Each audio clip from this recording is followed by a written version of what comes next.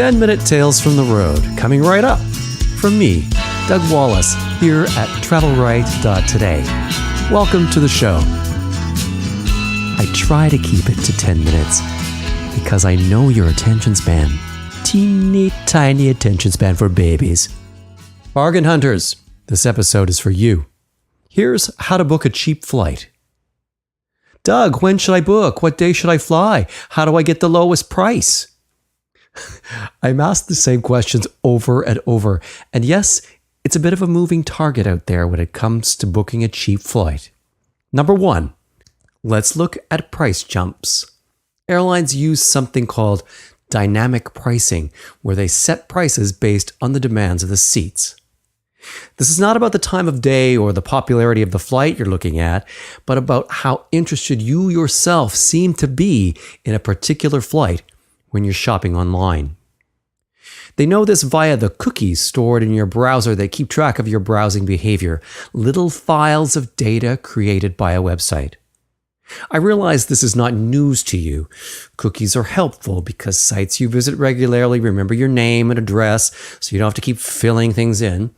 Cookies, however, are unhelpful because they give away your eagerness to book that certain flight. To avoid this, you need to disable the cookies via the Privacy tab in your browser preferences. Either do that or you'll use your friend's laptop. Or here's another tip. Use either skyscanner.net or momondo.com. Both of these sites don't hike prices in this way. Number two, when it comes to when to shop, book on the weekends because online traffic drops way down as the business world stops searching for last-minute cheap fares. As well, airlines post their biggest deals on the weekend because they know that's when you bargain hunters are hunting. Tuesday is also not a bad day to book. That's the day the airlines try to offload the seats that didn't sell on the weekend. Number three, Tuesday, Wednesday, and Saturday are still the cheapest days to actually fly. This is related to the volume of business traffic on the other days of the week. Maybe your long weekend away is Saturday to Tuesday or something. Being flexible saves money, and the difference in cost can sometimes be enough to warrant spending an extra night in the hotel. Number four, even in this digital day and age, there's no substitute for a good travel agent.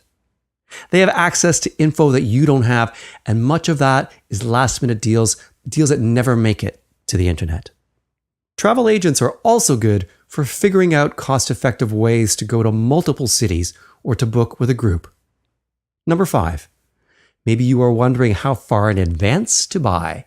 Pauline Fromer herself shared these numbers with me not that long ago. Write this down. 57 days for domestic flights, 77 for the Caribbean, 90 for the Americas, 140 days for Europe, and 160 days for Asia. Last-minute people, change your wasteful ways. I have a new part of the world I like quite a lot, and I never thought I would. It's Cambodia, in particular Siem Reap, which I wrote about recently for inmagazine.ca. Today's hot hotel is the gay-friendly Rambutan Hotel and Resort, a tidy little two-resort oasis in one of those quiet pedestrian lanes on the quieter side of town. Gorgeous rooms and suites, all done in traditional Khmer style, on the way to upscale with a few luxury apartments to rent as well. All with locally made furniture and art. And each building has its own little courtyard and courtyard saltwater pool, just a few steps from the bar, which is just the way I like it. Most of the staff is gay, which makes it more fun, well, for everyone really, from $85 Canadian. This week's Travel Essential is brought to you by Buick Canada, who very kindly lent us a Buick Regal Sportback the other week when we were driving around Vancouver Island. We went from Nanaimo to Comox, then all the way across the island on the Pacific Rim Highway. Forest, rocks, lakes, driving rain. To arrive first at Ucluelet and then Tofino. And twice, somebody actually said, "That's a Buick?" It was a real road trip, and I would do it all over again in a heartbeat. The Regal Sportback starts at 32,000 Canadian. Visit Buick.ca. You didn't know I was a micro-influencer, did you? Craft Caramels, you can sponsor me another day. Because I like to travel a lot, I long stopped bringing home presents for people. I just don't have the time or the money, and I hate shopping.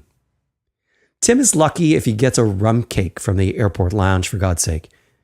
However, when it comes time to spending money on my friends' stomachs, I'm there for you. So, I've taken to loading up my suitcase with culinary things, little gourmet treats that are tiny and they pack well, provided you wrap them in enough socks. And they don't cost a fortune. Things like foie gras or honey or jam, provided you're checking a bag, or chocolate and coffee if you're not. But the big idea this week is to start curating a nice spice collection, either for yourself or the nice lady who looks after the dog. Spices make great souvenirs. I'm talking about pepper from the aforementioned Cambodia. Australia has some great bush spices. The sea salt in places like Portugal and Anguilla, out of this world. Lavender from England. Frankfurt green sauce. Okay, that's a sauce, but it acts like a spice. There's allspice and cinnamon from the Caribbean, and especially nutmeg from Grenada. Angelica from Iceland, saffron from Turkey, you get the idea. I've brought home salt from various parts of the world, and it keeps on giving because I ration it like crazy. Turn your spice rack into an international smorgasbord and dazzle your guests. But remember, Canada has strict rules about bringing seeds into the country, and those rules apply to you. Visit inspection.gc.ca.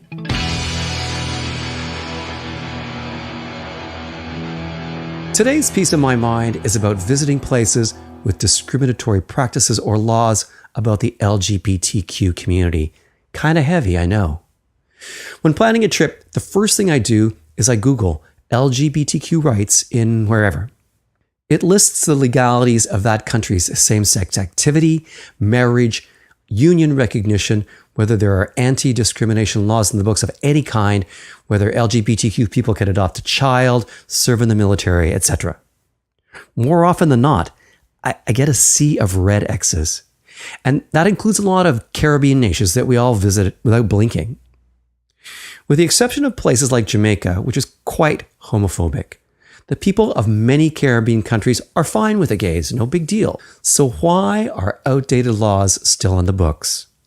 It's because the church is still in bed with the state, and no one wants to talk about it. A couple of years ago, I sat beside a rep from a certain Caribbean country at a travel media lunch. And I asked him what his marketing plans were now that the US granted marriage rights to gay people. He said, "There are two things we don't talk about, that and gambling." I thought, you're fired. Does he not realize the thousands of LGBTQ people who would now start planning their honeymoons? Some people don't get it. Some people I know think these places don't deserve my presence or my money. Other travelers think, why should the people of a less enlightened government suffer from my lack of tourist dollars when it's their leaders who are the idiots? Bermuda, I know you can get your act together. When safety is an issue in places like Russia or Egypt, I'm staying home. Screw you guys, I'm staying home. Does Jamaica care that I'm never going to grace its shores? Probably not. But I tend to agree with the International Gay and Lesbian Travel Association. They think that boycotting doesn't help fix any ignorance. Better to be out and visible and polite and fun and harmless and stylish, but just as much a person as the straight humans. And that's a piece of my mind, however small. I guess today's moral is we are all family, people. That's it from me. Please remember to learn the translation for the phrase, "Stop or I'll shoot," in the language of the country you're visiting. That's good advice. Find more travel inspiration at TravelRight.Today. Thank you for listening, and please share and subscribe.